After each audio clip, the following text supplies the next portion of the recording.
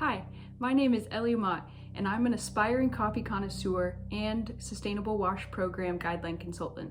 Today, we're going to see if we can combine these two ideas to provide an exhilarating presentation of my capstone project for MESH. Let's start brewing. Before we get too far along, you're probably wondering what WASH stands for. WASH is one of those acronyms that we stretch sometimes, and it stands for Water, Sanitation, and Hygiene.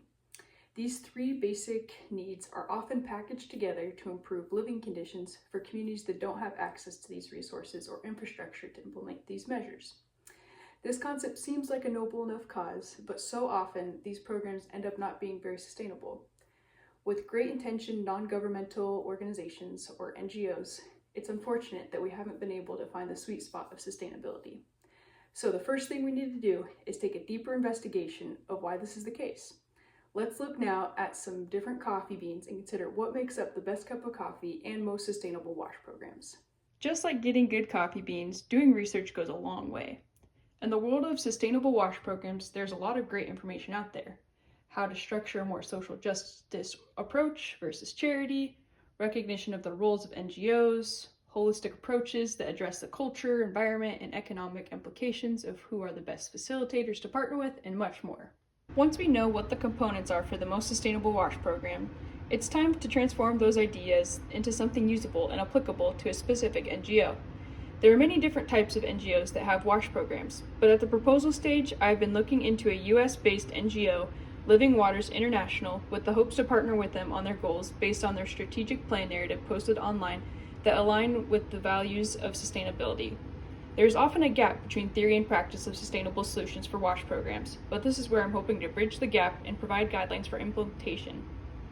Even with the right supplies, we sometimes need a period of collecting heat or bouncing ideas to get the best results.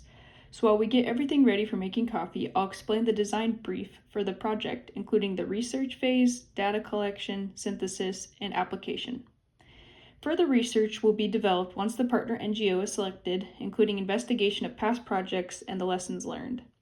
Understanding the experiences of the NGO will be a key part of learning how to best address sustainability challenges.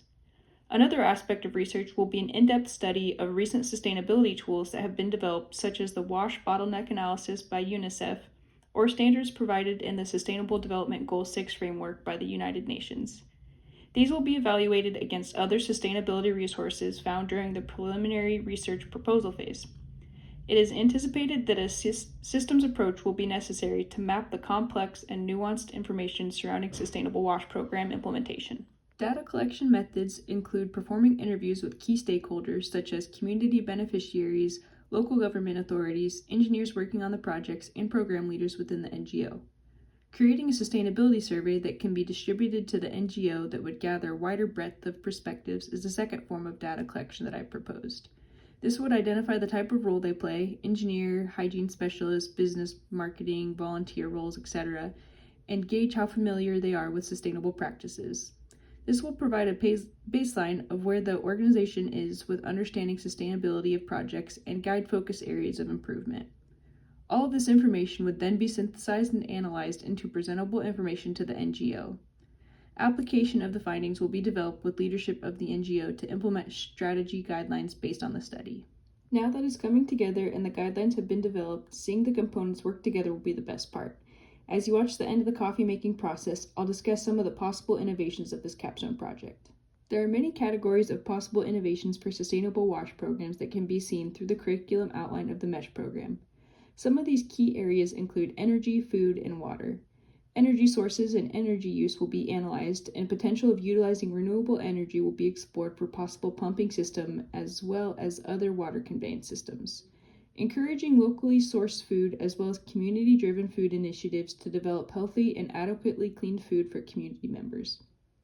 Water and how it is used will be a key focus for this project, attempting to provide long-term, community-driven solutions that align with the sustainable framework that will be developed.